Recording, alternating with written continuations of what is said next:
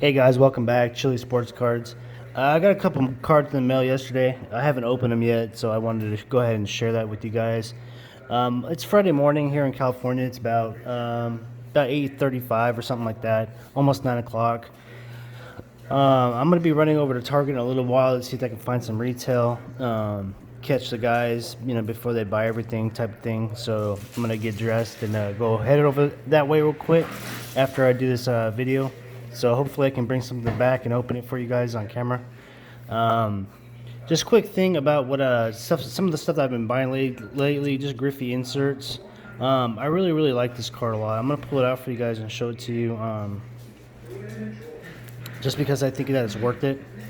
It's like an acetate, and I don't know if on camera it's gonna justify the beauty of the card, but the texture is kind of like rough.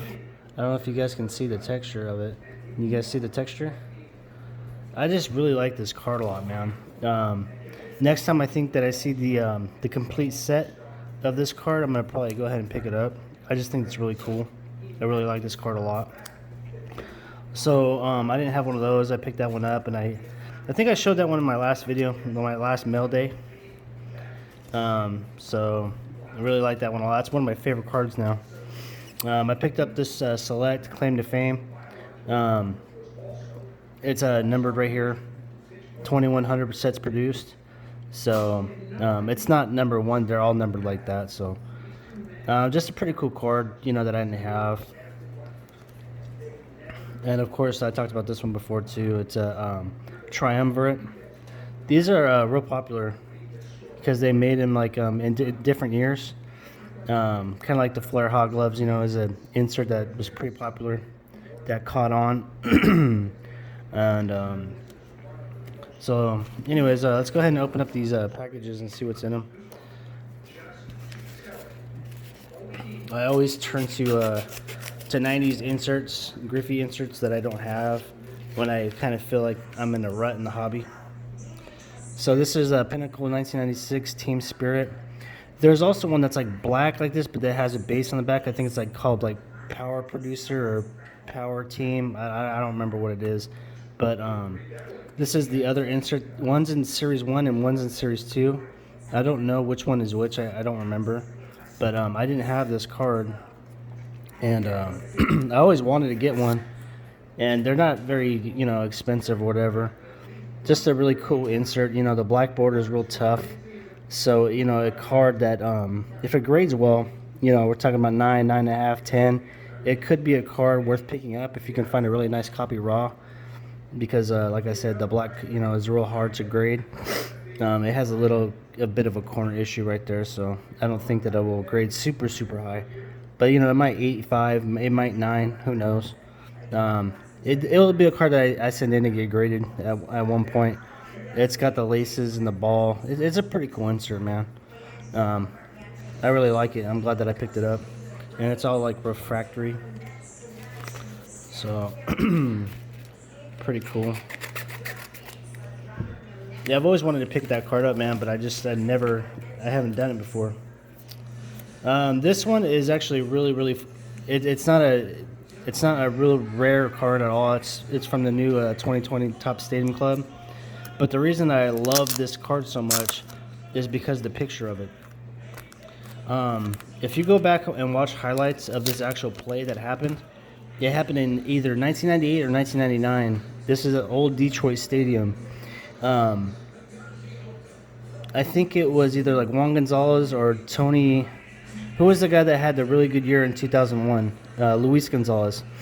He hit the ball to right center field, and Griffey had to run like a huge. He had to run a long ways to go to the wall, and he caught this ball at the apex of his leap with his arms stretched out like that. And I have a big poster of this same outfield catch. It's a Nike poster. It says if you don't mess with the bull to grab the horns or something like that. But it's a Nike poster. Out of all the plays that he ever made, I always thought that this one was the best one because of how much ground he had to cover so quickly and how high he actually had to jump. Like, he actually jumped like maybe 4 feet in the air or something like that just to be able to get this ball. And It was just it was just a really impressive plate to me. So I really like that photo on that card a lot. That's why I bought that card. I would have really liked to pull that in some of my Stadium Club stuff that I bought, but unfortunately, I didn't even know that picture was on that card. All right, so the other last card here, he used some Scotch tape and some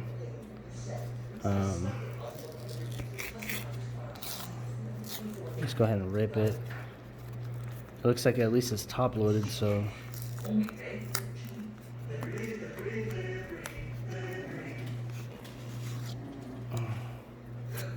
nice. Now see, this is the refractor version. I didn't even know that I purchased the refractor version. There's a difference. This one's flat. I don't know if you guys can tell the difference right there.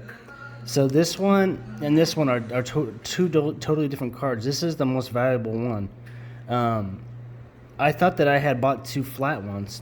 I didn't know that this one was refractor. This is a super big deal for me because it looks like it's amazing condition. From what I can tell, I don't see anything wrong with any of the die cut stuff. I probably just bought a card for, $25 that could possibly be like a $300 or $400 card if it grades a 10. This is definitely going to get sent out to SGC or to PSA. I am not a PSA collector, but if I decided I wanted to flip this card, I'll send it into PSA. I think I'm actually going to change my channel name to SGC Collector / PSA Flipper because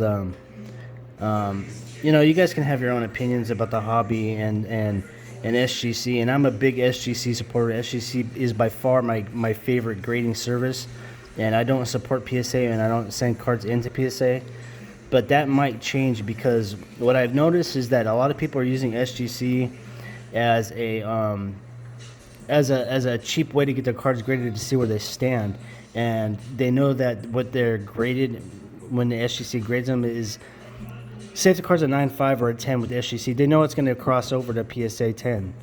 So they use them, and then they crack the slabs, and then they send them into PSA, and then they get a higher dollar for the card. And people are willing to spend the money on PSA 10s all the time, and I don't like it. I really don't. So it's almost easier just to send them into PSA just to start with. But I have a lot of mixed feelings about it, and I don't know if I'm going to actually start doing that or not, because I believe that PSA, to me, they're just a little crooked. Their customer service sucks. I don't like having to pay for a membership or, if you do like a 10-day PSA submission, it's going to cost you like $80 a card almost. And it's just too much money to grade a card, This is who sent me this card, Bruce's Cards. Thank you, Bruce, for sending me this card. I really appreciate it, man. I'm really, really super excited actually to have this. There's no way I'm going to send this into PSA and flip it. This is going to be my card to keep. I'm going to send this into SGC. Awesome, man. Awesome stuff. So, I picked up some really, really cool inserts that I really, really like a lot. A card with a really amazing picture. It's like one of my favorite plays that he ever made. Just an old card that I always wanted. So, some really solid pickups for my Griffey collection today or over the last few days. So, man, I'm so excited about this one right here because I didn't realize that it was the refractor version. I'm not even sure if he realized what he had. I really don't know. So that's the thing with some of these inserts and sets and different variations and stuff like that. When I was a kid, I used to pick that stuff apart at the card shows because of a lot of the older cats that were in the hobby that were selling cards and running the card shows and stuff. They didn't even know what they had, and I knew. I kept up with all of it, and that's all I had to do when I was a kid. I just obsessed over baseball cards, so I could find when somebody made an error on pricing a card because I pretty much had the whole entire Beckett memorized, or I had it on me and I could look it up real quick, So that's what I used to do when I was a kid, man. I used to hustle these cards. And yeah, I'm just super excited to have that one. That one's by far my favorite. I love this card. I love it. There's no way I'm gonna get rid of that card. All right, guys. Let me know in the comments which card out of these cards right here is your favorite card. Remember to please leave a like and comment, subscribe. I'm not even sure where I'm at with my subscribers, but I'm trying to get to 200. So once I get to 200, I'm gonna do that giveaway. And if you haven't watched the 200 subscriber video, go back and check it out. Leave a comment so that way you can be entered into win either a 89 Bowman 8.5 SGC or a Chris Carter PSA 9 rookie card. Pretty cool cards, you know, not super valuable, but who knows, someday the Bowman might shoot up and catch up with the upper deck. And also, I mean, Chris Carter might get a little bit more recognition, more love. You know, it's an iconic set with the Barry Sanders and Troy Aikman and stuff like that. So, yeah, it could possibly go up in value someday. Pretty soon here. He is a Hall of Famer. He was always like right behind Rice as far as all the records go and stuff like that. So, anyways, I'm gonna go get dressed and head to Target, see if I can find some retail, maybe some Topps Chrome, maybe some Donruss football. I don't know. We'll see. So, peace out, guys. You have a great day. I'll talk to y'all later.